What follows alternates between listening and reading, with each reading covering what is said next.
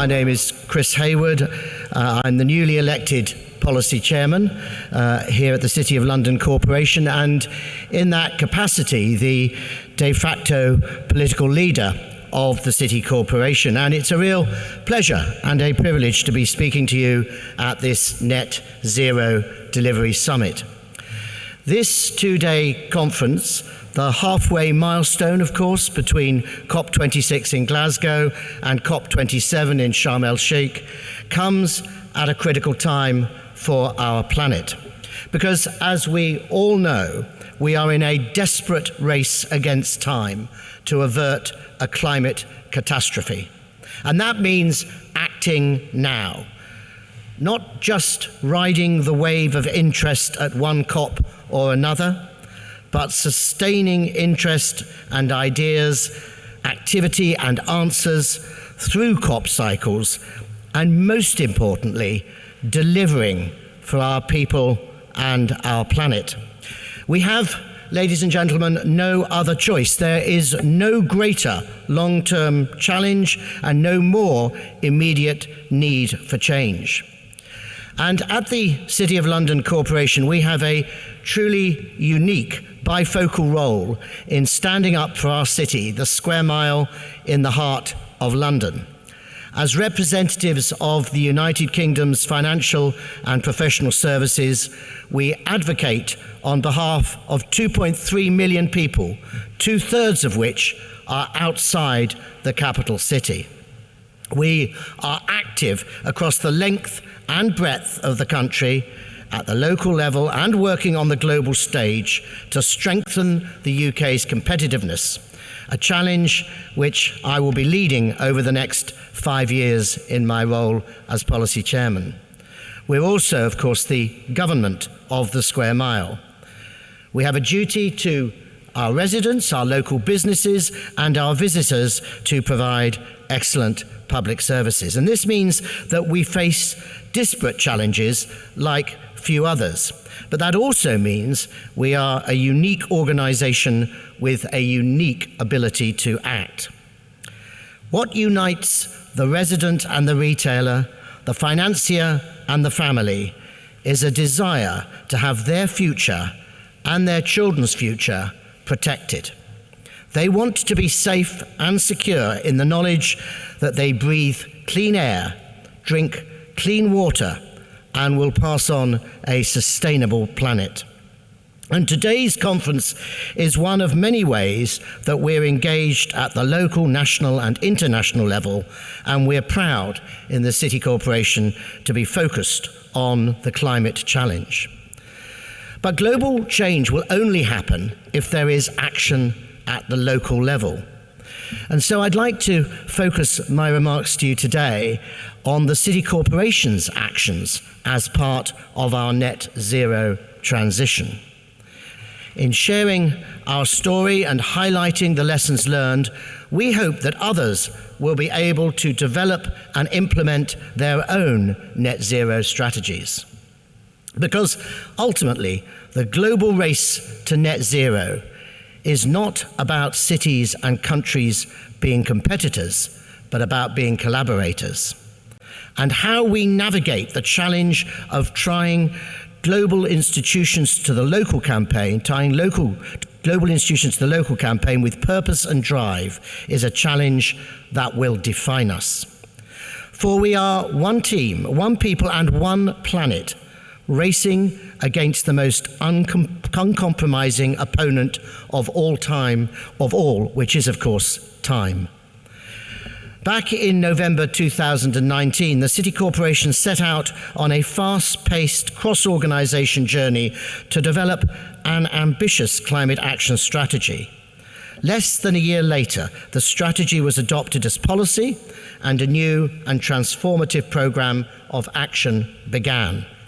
We set out 3 interlinked primary objectives for both the City Corporation and the Square Mile. First, to support the achievement of net zero emissions. Secondly, to build resilience. And thirdly, to champion sustainable growth. And we tied these targets to bold timescales. So our climate action strategy commits us to achieving net zero carbon in our own operations by 2027. We also aim to become net zero across our investments and supply chain by 2040 and support the achievement of net zero for the whole square mile by the same year. And our ambitious plans make the City of London Corporation the first governing body in the United Kingdom to have a fully funded net zero commitment that covers all emissions. But given that this is the Net Zero Delivery Summit, and the clue is in the word delivery, how will all this be achieved? Well, within our organisation, we approved an original funding envelope of £68 million to deliver the strategy up to 2027. An annual programme of work is based upon detailed plans for 13 work streams, ranging from carbon removals and land management to financial investments, which is managed across 6 departments. Updated city planning regulations will ensure that new developments in the city will include carbon reduction plans in their designs and encourage more sustainable buildings, including green roofs and walls. We will dedicate more street space to walking and cycling in the city with wider pavements, new parks, and timed street closures. We will combine financial resources and skills with other large businesses in the square mile to co-invest in low or zero carbon technologies that will lead to decreasing carbon emissions across the city. And with just 5 years until our 2027 deadline, early signs are, I think, encouraging. We have already taken several actions to reduce our carbon footprint, including turning parts of the square mile into zero emission zones and driving sustainable business practices through our Clean City Award scheme with a focus on climate action and air quality. We're also bringing in emissions-based charges for on-street parking. And I'm proud to report that we are currently on target to achieve our headline ambitions of being net zero in our own operations by 2027, net zero in our value chain by 2040, and net zero in the square mile, as I said earlier, in the same year. So what have we learned from our experience thus far? Our 3 crucial lessons are transparency, accountability, and collaboration. We must be transparent. That means a full and frank footprint of our actions with results that can be openly measured against global standards.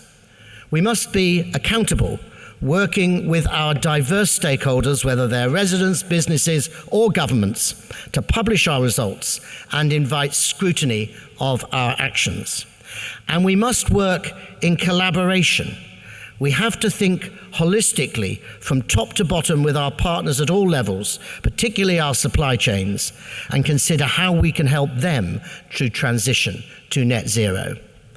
Together, transparency, accountability, and collaboration can help us to gain the trust of residents, the trust of businesses, and the trust of stakeholders to enact change. And this is vital not just here in the square mile, or indeed the wider United Kingdom, but a necessity to gather support for the net zero transition across the world. So these are just some of the lessons and actions from our climate action strategy. And although we are not at the end of our journey, we still want stronger collaboration with big firms, with SMEs, and with residents, but have made, in my view, a great start. Because, ladies and gentlemen, despite what climate critics may say, we can have it all. We do not need to compromise the economy to fix the environment, nor do we need to compromise the environment to fix the economy. Our plan is founded on science-based targets, as you heard earlier, and it will fight climate change and create 800 green jobs. This is not a zero-sum debate, but a net zero debate. Good climate action plans will drive both growth and jobs. This is about boosting our economy, protecting our natural habitat, and tackling climate change head on. But we can only do it by working together. It will take all of us collaboratively to save us from ourselves. And even though the challenges ahead are many and the solutions are few, we should not doubt our tenacity, our ingenuity, and our resilience to succeed. Here at the City of London Corporation, we believe in the power of ordinary people to achieve extraordinary things. We believe that local actors can change the world. With a little determination, we will make the local global and the global local. And we believe that we will overcome this Goliath of our time. Thank you very much.